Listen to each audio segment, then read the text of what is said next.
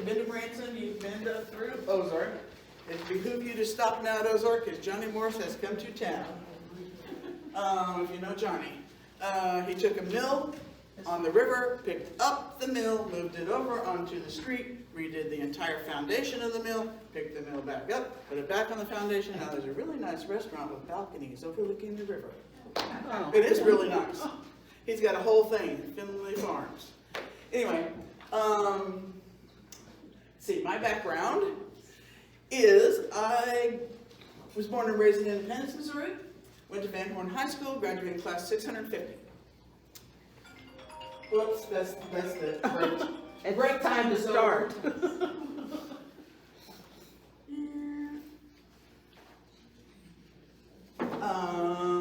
Went to Baker for a year, if you know where Baker is. You're from Kansas City area. Baker University is across state line. Went there because my mom went there for 2 weeks or something and decided to get married. And I got a really nice scholarship over there. It's a little school like Drury, a little private school, that is the oldest college building west of the Mississippi that President Lincoln donated to. Then I followed my high school sweetheart's future husband to SMS at the time. Now MSU. I graduated from college, and the next year he graduated from a university. Then they changed their name again. That's kind of like Lawrenceburg. Yes. It's like CMSC. Yes, college, that's where my dad went. And university, and then. I taught PE. I started at Sparta because my husband's student taught at Ozark and walked right into a job. Well, the superintendent, this is in the 70s. So they wouldn't hire me the same year because they might have to fire one of us, so make him pass the test before they hire me. I got a job at Sparta, which is the next town east, because I knew somebody, and because they already almost had hired somebody, but the person I knew the superintendent and put in a good word for me, and they hired me in 2 days.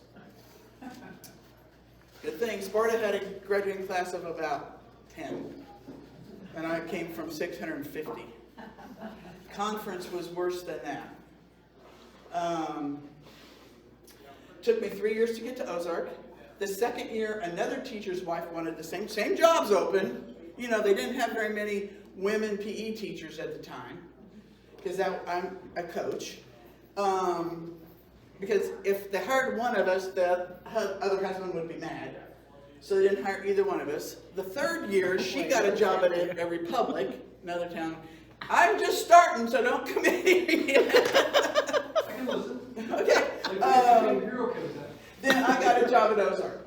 Taught K-12 at Sparta, taught 5-8 at Ozark to start with. Ozark started out with a graduate when I got there, a graduating class of 45, now it's a graduating class of 450. So they went from a class 2 school. I remember, like the first or second year I was there going, we need to close the gates. There's too many people, and it just kept coming. So here's my background and why I'm doing this, because it took Jim multiple tries to get me to be on the foundation board. My daughter had in her class at Ozark, and there would be 4 or 5 grade school classes at the time, had a special ed student named Marco. Marco thought he was a car. Perry and Marco were in the same class, and it was like it was a design, and nobody told us it was, but Marco and Perry were always together. Comes the senior year, my husband has moved from high school principal when Perry was a sophomore and her brother was a senior to the central office. Dad, how do we get Marco to go to prom? Because Marco was one of 3 special ed brothers, single mom, lived in a trailer, no money. How do we get Marco to go to prom? Well, Perry, get all your buddies together, collect some money, see what you can get. So she collected some money. Didn't have quite enough. Dad took Marco to get fitted for his tux. All the girls came to our house to get dressed, because in Ozark you don't have basements very often unless you live on a hill. But we had a basement so the girls could get dressed in the basement. Girls got dressed at our house. Everybody came to our house to get in a limo. Dennis went and got Marco. Marco came to our house to get in the limo. Got to sit by the driver. Wanted to know if the driver had any Grey Poupon.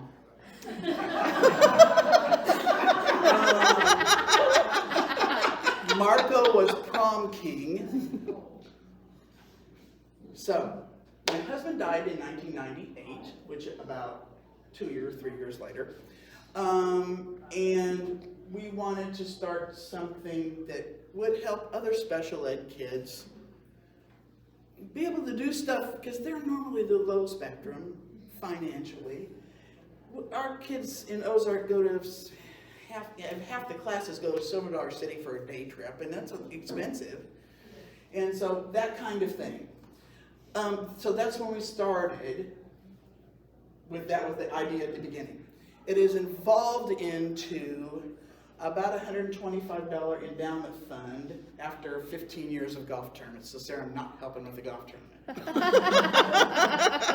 Golf tournamented it out. That pays $1,000 renewable scholarship to Ozark graduates that are going into education.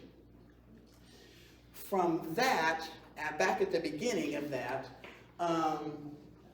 we started a community foundation in Ozark, and because I had an endowment fund with Community Foundation of the Ozarks, I got recruited, which is Finley River Community Foundation. And we've spent years going, no, we don't clean the Finley River, but we will give you money to clean the Finley River. Because most community foundations use their town or their county, but there was already a Community Foundation of the Ozarks, so we didn't want to be Ozark Community Foundation. It was just, and now there's an Ozark County Community Foundation, so it would be really crazy. So we did that. I was on the board of that for about 20 years. I went off for a year. I'll probably go back on in August. And from that, I went on the board at Community Foundation of the Ozarks. So we're talking a PE teacher coach with bankers, insurance people, all these people that know money, because Community Foundation deals with billions. And what are you talking about? You know, but I learned lots in 6 years on that board. But that's my background. Jim knew I was with a community foundation. He asked me multiple times to be on this board. I've been on this board now for, a long time. More than 10 years. Yeah. I've been president more than 5. I followed Barbara Self as Region 10 VP. So Barbara was one of my mentors. Barbara is the Region 10 does everything Region 10 does. Walt Cochran was my mentor in the foundation because Walt preceded me as president of the foundation. And Walt was trying to get me on the ladder for MRTA at Rosemary Bain's 80th birthday party. And I said, no, I'd rather have your job. And I had his job in a year. Shouldn't have said that. Anyway, so I finally came on. My first experience looking at the budget was we've got an endowment fund. Well, where's the endowment money? Where's that money at? Oh, it is. Because that's what it said, in endowment fund, and some $2,000 in the bank. Banks don't normally have endowment funds. You know what an endowment fund is? I mean, I've spent multiple years learning this stuff, like 25 years. An endowment fund is permanent money. You're putting this money in a fund, you can't take it out. Okay, so what you can spend is the interest earned off of the permanent money. So with Community Foundation of the Ozarks, where MRTF's endowment funds are, you can spend 4% of whatever is the pot. Okay, if the fund earns more than 4%, that extra goes back into the pot, makes the pot bigger, so it makes the 4% bigger the next year. Okay? So we have 2 endowment funds. They total about $75,000 now. The long-term goal is to pay for the grants out of that. You know, that makes sense. Well, right now, $75,000 won't pay for very many grants at 4%. But we haven't spent the money, so all the money goes back into the pot, makes 4% bigger every year, so the pot gets bigger every year. We have 3 primary fundraising things. You've heard me screaming about this one.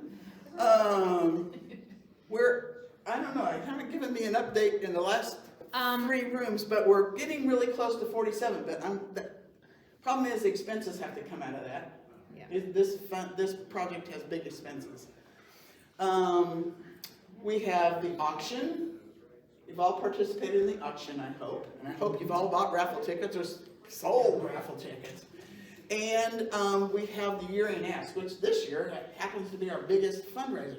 Now I'm going to say this to you. Can we send everybody letters? I mean, year-end ask? if you want to spend the money on it, it's your money. Well, you'll Yes. tell me what the difference is. Right now, we only send year-end ask letters to sponsors, vendors, and somebody that's donated $500 or more cumulative. But it made $41,000 this year. It made more last year, and I think people got used to it because last year people had made it. They weren't going anywhere, weren't spending money, so yeah, I'll give it to MRTF. Thank you, thank you. And they kind of followed up this year, which was really good.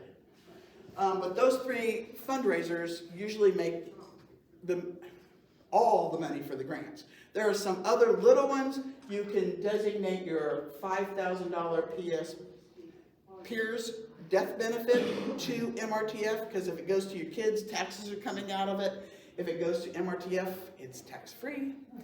You can call Sarah and get mailing labels. Amazon Smile. $25.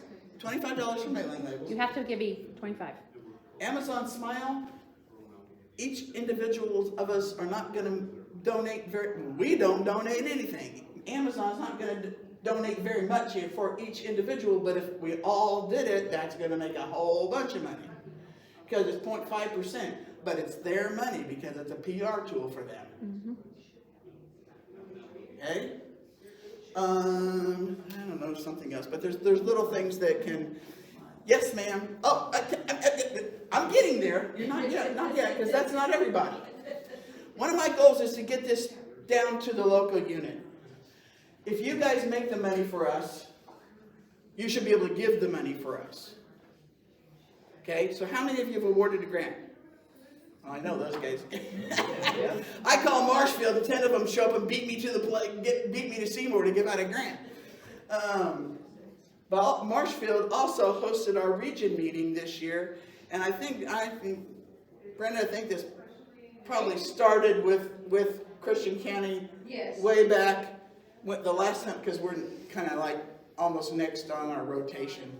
Yeah. And we have an auction at our region. We don't give out door prizes. We have an auction.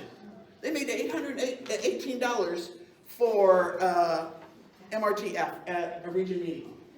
It's a grant and a half, grant 2/3, 3/5, whatever. I was not a math teacher.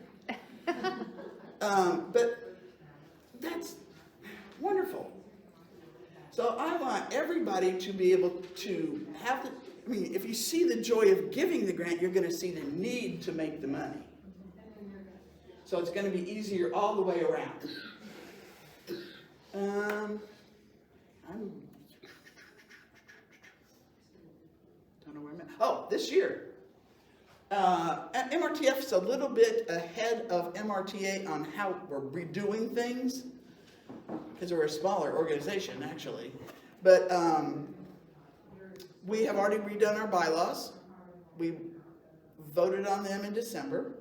MRTA will be redoing bylaws because it's been a while since we've all done this stuff. On the rebranding kind of thing, we also voted to increase the classroom grants by 1, so we're going from 8 to 9 classroom grants per region.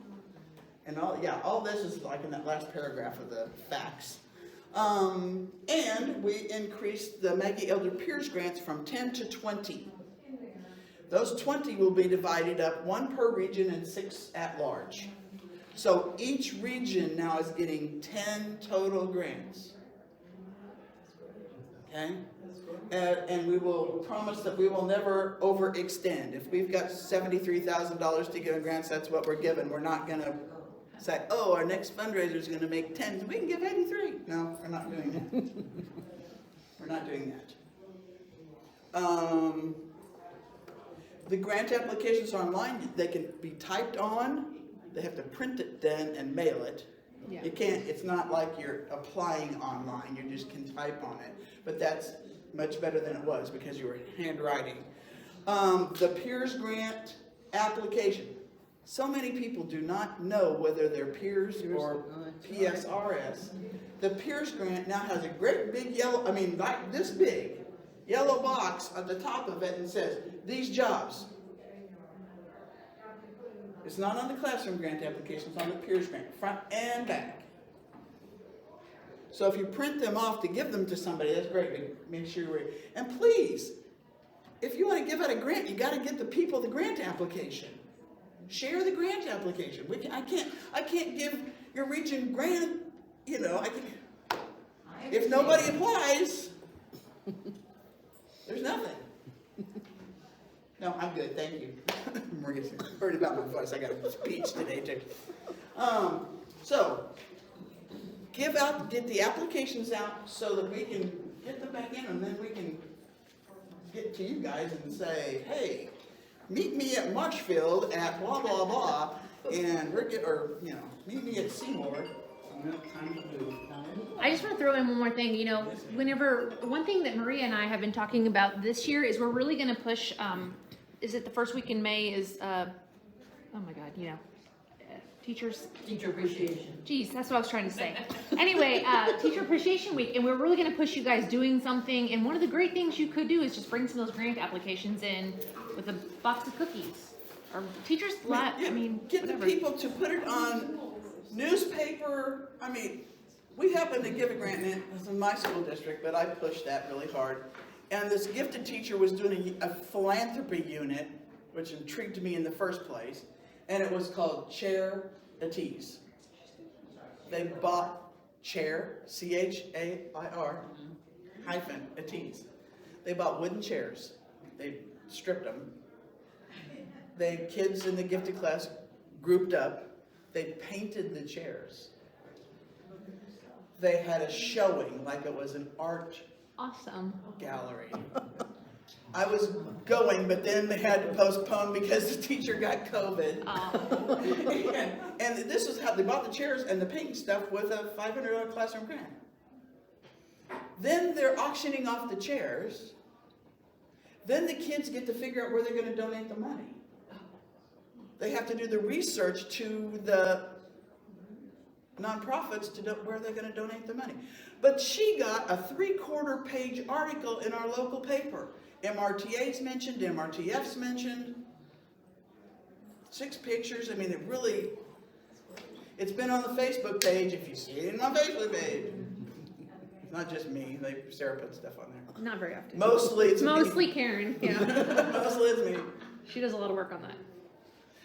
When you give out grants, take pictures, send me the pictures attached to an email, JPEG, tell me who's in it. The connection has to be between you guys and the local teachers. It has to be between the retirees and the local teachers. They don't care if Karen Miller goes to Texas County to give a grant. They don't care. Who are you? I don't care. If somebody from Texas County that's their neighbor is giving them a grant, they're going to care a little bit more. They're going to know who to go to ask questions. So it has to be between you guys and the local teachers. I just want to make something very clear to you. Missouri Retired Teacher Foundation is the charitable part of MRTA. And if you, in your wisdom and your generosity, choose to, for instance, give your $5,000 death benefit that PSRS provides, if you choose to give your death benefit, make MRTF the receiver, not MRTA, because MRTA cannot transfer that money over to MRTF if they get it.